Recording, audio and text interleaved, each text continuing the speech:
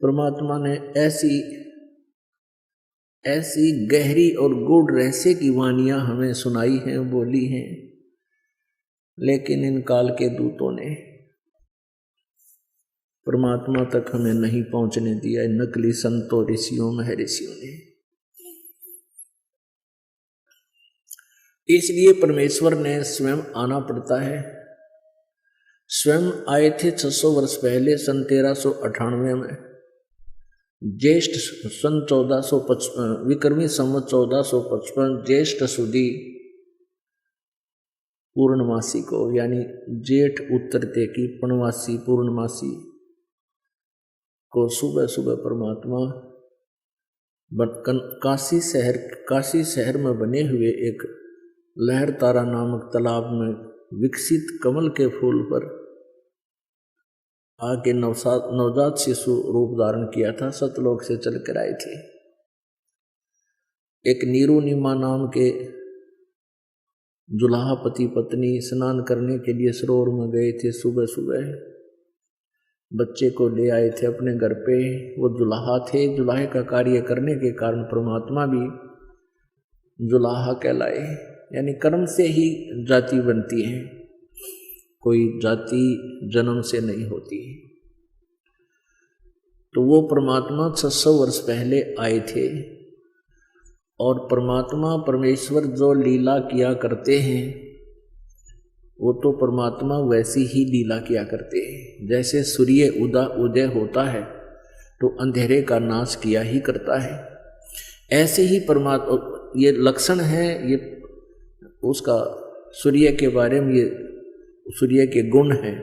तो ऐसे ही परमेश्वर के गुण हैं जो वेदों में, गीता जी में लिखे हुए हैं। तो जो गुण परमात्मा के होते हैं वो कबीर परमेश्वर जी ने 600 वर्ष पहले वो चित्रार्थ कर रखे हैं। और आज हम अपने भगवान को पहचान लेंगे, क्योंकि हम वेदों को श्रेष्ठ मानते हैं। वास्तव में वेद श्रेष्ठ हैं ही, सत्य हैं। और वेदों में जो लिखा है वो हमें मानना अवश्य चाहिए। पुराणों में जो लिखा है, पुराणों को भी हम, विशेषकर हिंदू समाज के, तो पुराणों को हम शिरोधार्य ही मानते हैं।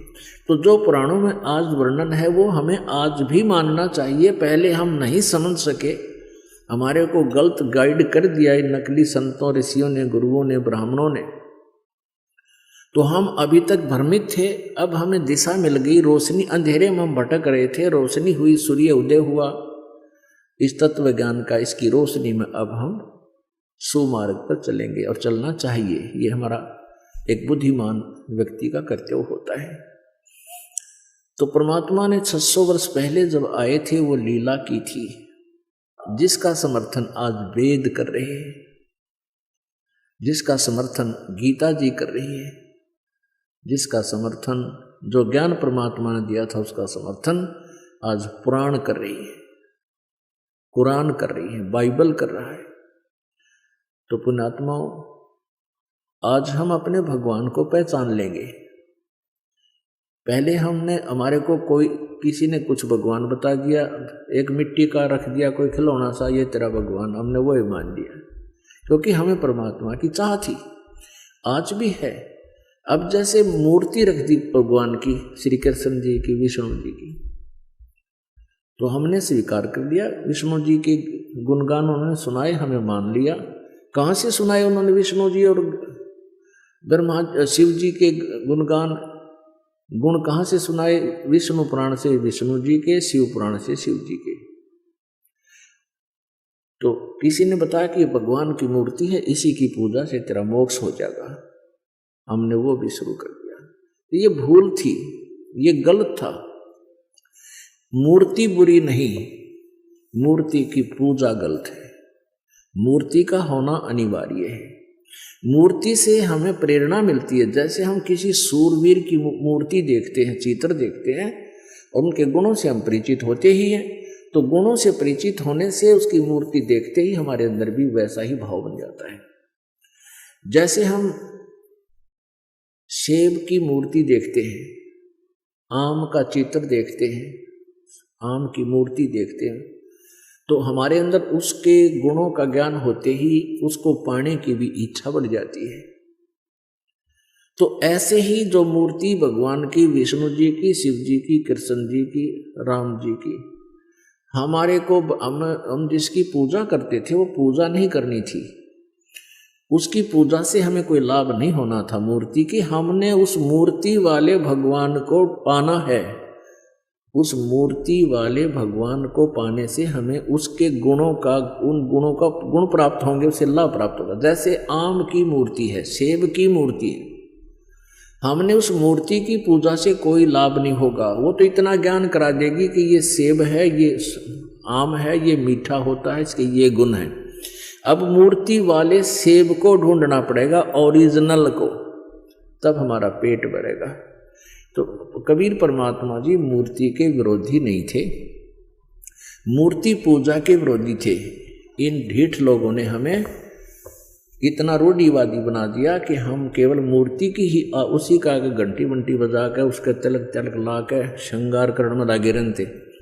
इतने उसके श्रृंगार में लाग गए, इतने ठीक है, खराब हो रही हो तो पोछा मार दे, कपड़ा साफ करके प्रणाम करो मूर्ति को, क्योंकि भगवान को के उस मूर्ति को प्रणाम कर, परमात्मा को प्रणाम होता है। ये श्रद्धा हमारी बनती है, भाव बनता है।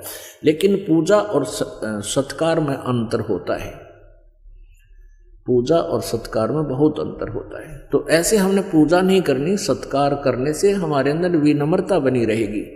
भगवान सामने दिखाई दें जैसे मूर्ति है और सामने भगवान ही आ जाए तो हमारा ऐसे ही भाव रहे जैसे मूर्ति नहीं, ये परमात्मा आखड़े हुए।